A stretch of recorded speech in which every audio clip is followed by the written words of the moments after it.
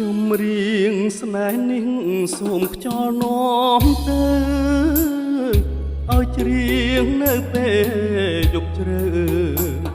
រំលឹកនៅអានុស្សាក្បែរមាត់ទន្លេក្រោមដួងចន្ទ្រាការសំដីអ្នកណាដែលថាមិនក្បត់បងទេបាំងសាររាល់ព្រឹកសូមជួយច្រៀងផងពេលអ្នកទំលើបង្កងចងក្បែរបងអួចមានស្នេហ៍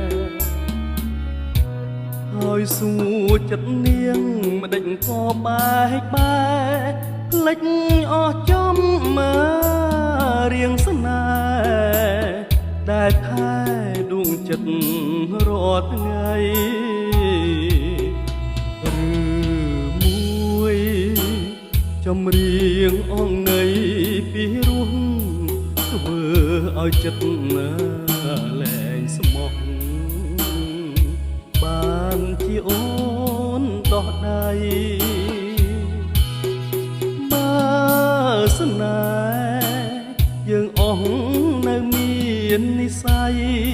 សូមទុកដូចជាក្តីស្រមៃរឿងដើមអស់នៃនឹងនឹកទៀតចម្រៀងថ្ងៃនេះធ្វើឲ្យចំបែងរស់នៅក្នុងភ្លើងគ្មានផ្សែងម្នាក់ឯងក្នុងទ្រូងចង្អៀតបត់សំដីឯងគឺស្នេហ៍មានស្នៀតបត់រាប់រយដងទៀតក៏ស្នៀតនៅតែដដែល